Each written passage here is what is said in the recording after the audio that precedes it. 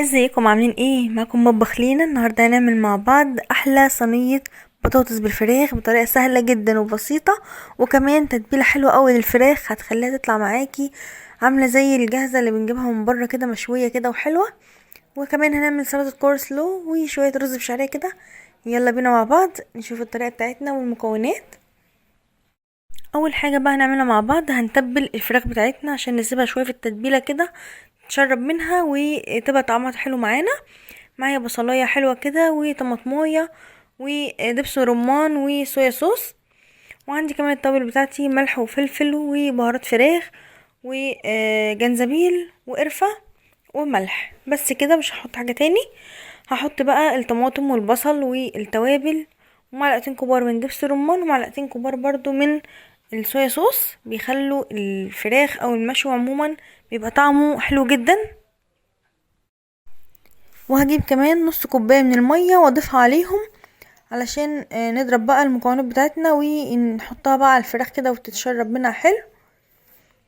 ادي الخلطة اللي احنا عملناها، هضيفها على الفراخ واسيبها بقى تشرب من التتبيلة كويس، علشان كل ما بتشرب من التتبيلة بتديكي طعم حلو جدا. وهعمل كده فتحات في الفراخ، بس هحافظ على الجلدة بتاعت الورك عشان خاطر لما نيجي نحمرها تاخد شكل حلو كده وما تبقاش متقطعة.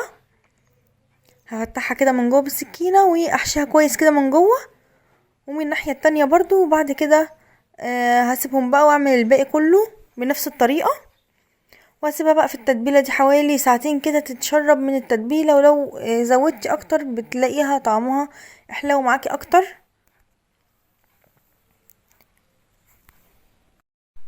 كده خلاص خلصنا الفراخ بتاعتنا وتبلناها كلها كويس. هسيبها بقى ساعتين 3 وبعد كده نرجع لها تاني. هجيب بقى البطاطس بتاعتي اللي انا هعملها حسب بقى الكميه اللي انت عايزاها، واقشرها واقطعها كده متوسطه، ولا كبيره ولا صغيره عشان ما تتهريش منك وما تبقاش نية، خليها متوسطه. وعندي بصلايه كبيره كده حلوه وعليها قرن فلفل مضروبين في الكبه، هضيفهم بقى في الصينيه بتاعتي واحط عليهم الصلصه. وهجيب بقى التوابل بتاعتي ملح وفلفل وبهارات فراخ او بهارات 7 بهارات، وهضيفهم عليها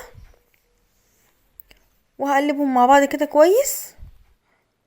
وبعد كده هجيب البطاطس بتاعتي اللي احنا قطعناها واضيفها على الصلصة واشربها بقى كده كلها في الصلصة كويس.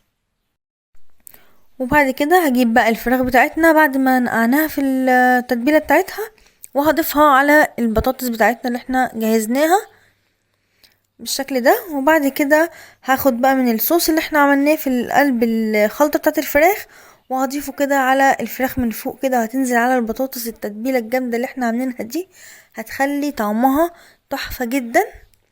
بس كده، بعد كده هاخدها بقى على البوتاجاز من فوق وهسويها تقعد معاكي حوالي 35 دقيقة، هتلاقيها استوت معاكي من غير بقى فرن ولا اي حاجة.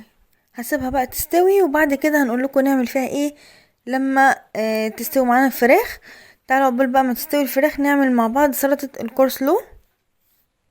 معايا هنا بقى كوبايتين من الزبادي، هضيفهم في البولة واحط عليهم نص كوباية من الحليب، معلقتين كبار من الخل، رشة فلفل وملح، وكمان معلقتين كبار من السكر، معلقة كبيرة من العسل الابيض، و5 معالق كبار من المايونيز، واقلبهم مع بعض كده حلو وادوبهم.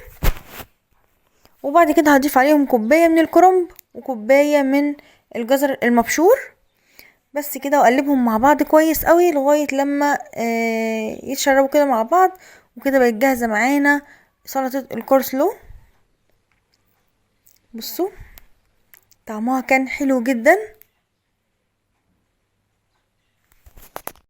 وبتبقى حلوة جدا جنب الفراخ المشوية كده، لما بتيجي تاكليها معاها بتبقى جميلة سهلة وسريعة، ما خدتش معانا وقت خالص. تعالوا بقى نبص على الفراخ بتاعتنا ونشوف اخبارها ايه. بصوا كده الفراخ استوت معانا والبطاطس كمان استوت. هاخدهم بقى كده وادخلهم تحت الشواية 5 دقيقتين بالظبط وهطلعهم، هيبقى بالمنظر الجميل ده. عايزه اقولك واخده لون حلو جدا و ريحتها كمان جميله.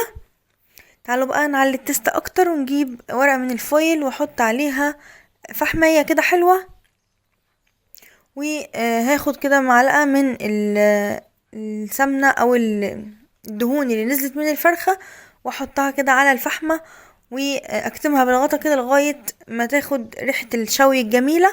وبعد كده نفتح عليها دقيقتين 3 كده لغاية لما تاخد من ريحة الشوي، وبعدين نشوفها كده. خلاص ريحة الفراخ بقت تحفة جدا، وكمان عاملة زي الفراخ المشوية كده اما بنجيبها من بره.